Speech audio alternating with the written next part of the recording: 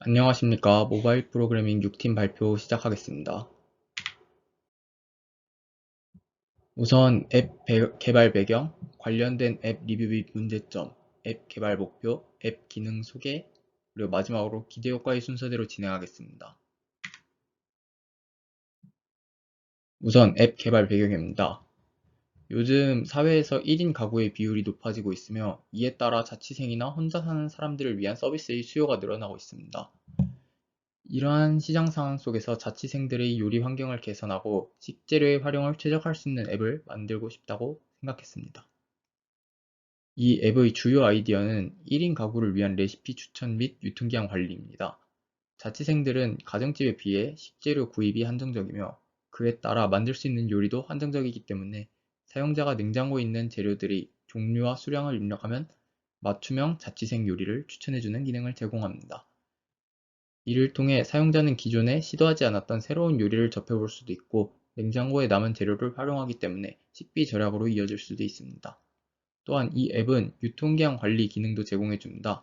사용자는 식재료를 구입하고 냉장고에 보관할 때 유통기한을 입력해두면 앱이 유통기한에 맞춰 알림을 띄워주며 식품 낭비를 줄이고 안전한 식생활을 도모할 수 있습니다.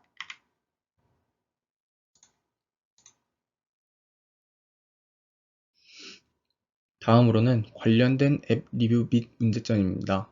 우선 요리 레시피와 관련된 주제이기에 레시피를 볼 수 있는 앱 4개를 선정하여 리뷰 및 문제점을 작성하였습니다. 우선 처음으로는 이밥차입니다. 이밥차의 UI 디자인은 깔끔하였으나 화면 구성이 복잡하였고 테마별로 액티비티 카테고리가 잘 나뉘어져 있으나 영상으로 레시피를 보는 부분에서는 해당 액티비티에는 카테고리 분류가 따로 없는 부분을 볼 수 있었습니다. 그리고 또 해 먹이라는 앱에서는 UI의 디자인이 투박했지만 기능 위주로 정리되어 있었고 음성 인식으로 레시피를 넘길 수 있는 기능이 있었습니다. 하지만 레시피가 요리 전문 유튜버의 조리법으로 작성되어 있었고 그중 대다수는 백종원의 레시피로 이루어져 있어서 유튜브로 해당 레시피를 찾아보는 것에 비해 큰 메리트가 없다고 생각했습니다. 다음으로는 만개의 레시피입니다. 만개의 레시피는 가장 많은 사용자가 사용하는 레시피 관련 어플리케이션이었고 UI도 전체적으로 깔끔했지만 홈 화면부터 광고 위주의 화면이 보여 사용자가 레시피를 바로 찾아보기에는 불편하다고 느낄 수 있었고 요리 관련 매거진이나 정보들이 많았지만 이 정보들과 대다수의 레시피들이 1인 가구보다는 일반 가정집에 맞추어져 있어 1인 가구에서 사용하기에는 힘들 수 있다 생각했습니다. 마지막으로는 냉장고 파먹기 앱입니다. 이 앱은 UI도 깔끔하고 각 액티비티 간의 전환도 매끄러웠습니다. 또한 재료를 입력하면 해당 재료를 통해 레시피를 추천해주는 기능은 있지만 해당 레시피를 확인하려는 경우에는 만개의 레시피로 이동시켜주며 해당 앱에서는 확인할 수 없는 부분들이 있었습니다. 위의 4개 앱 중 이밥차나 또 해먹은 위에서 언급한 바와 같이 단점이 어느 정도 있는 앱이라고 판단이 되었고 만개의 레시피는 정보량도 가장 많고 기능이나 레시피도 충분히 많지만 1인 가구 입장에서는 부담스러운 레시피들이 많아 1인 가구에 적합하지 않다는 방향으로 봤습니다. 마지막으로 냉장고 파먹기는 저희가 개발할 앱이랑 가장 유사하지만 어느 정도 부족한 부분이 있다 생각해 해당 부분을 보완하는 식으로 개발을 생각 중입니다.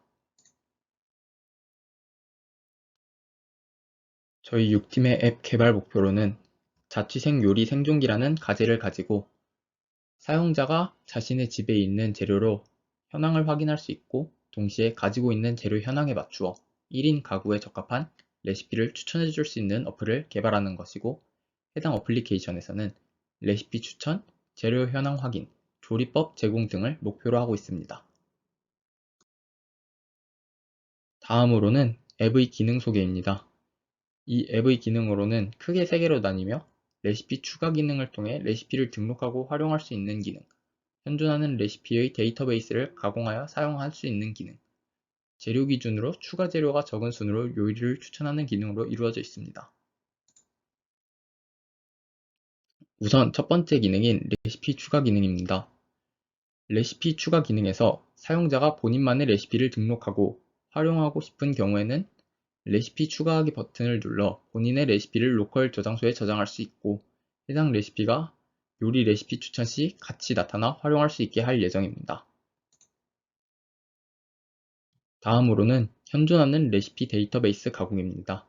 레시피 데이터베이스 가공은 이미 존재하는 조리법의 데이터베이스를 가져와서 해당 레시피에 있는 정보인 재료 정보와 과정 정보를 통해서 1인 가구에 적합한 레시피인지 검사하고, 해당 조리법이 1인분 기준이 아닐 경우에는 1인분 분량으로 계산하여 1인 가구에 최적화되는 조리법을 제공할 수 있습니다.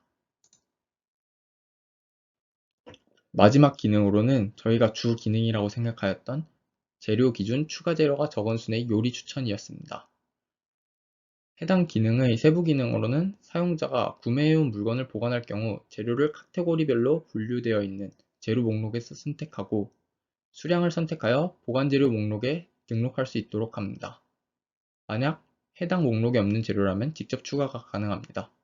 재료를 등록함과 동시에 유통기한 정보를 기입하고, 소스 등의 재료의 경우에는 이름만으로 제품 확인이 헷갈릴 수 있기 때문에 사진 정보를 직접 추가해 줌으로써 목록에서 썸네일 기능으로 물건을 확인할 수 있게 해주고, 입력한 유통기한 정보로 이틀 전과 당일에 알림 메시지를 주어 유통기한이 임박하였다는 것을 알려줄 수 있습니다. 그리고 레시피 추천 정렬 기능을 통해 순위별로 요리의 레시피를 추천해주며, 각 순위의 내용은 다음과 같습니다. 우선 1순위로는 보관 중인 재료로 가능한 요리가 우선순위로 되고, 2순위에는 가장 적은 재료 추가로 조리가 가능한 요리입니다. 이 경우에는 소스같이 남은 양을 정확하게 알 수 없는 경우에는 소스가 충분히 있는 경우로 가정하고 추천해 드립니다 등의 안내 문구를 함께 출력할 예정입니다. 3순위는 집에 있는 재료가 하나도 없을 경우에 모든 재료를 추가 구매해야 하는 경우입니다. 위와 같은 방식으로 레시피 내용을 추천해주고, 해당 레시피를 보여주는 경우 재료 중에 어느 정도의 재료를 가지고 있는지를 퍼센테이지로 보여줄 수 있으며, 부족한 재료가 어떤 것인지에 대해서 알려주는 기능을 구현할 예정입니다. 마지막으로 기대 효과입니다. 위 안드로이드 모바일 어플리케이션을 구현하면서 각 팀원의 프로그래밍 역량이 향상될 것이고, 1인 가구를 대상으로 하는 데이터베이스가 구축될 수 있습니다. 또한 위 앱을 지속적으로 활용하게 된다면 1인 가구에서 유통기한이 지나 낭비되는 식자재나 요리가 부담스러워 배달 음식을 시켜 먹는 경우에 일회용품 쓰레기를 감소시킬 수 있는 역할을 할 수 있을 것으로 보이고, 이용자가 기존에는 시도하지 못했던 요리에 대해서 시도할 수 있는 기회를 줄 수 있을 것으로 생각 중입니다. 이상으로 모바일 프로그래밍 6팀의 발표를 마치겠습니다. 감사합니다.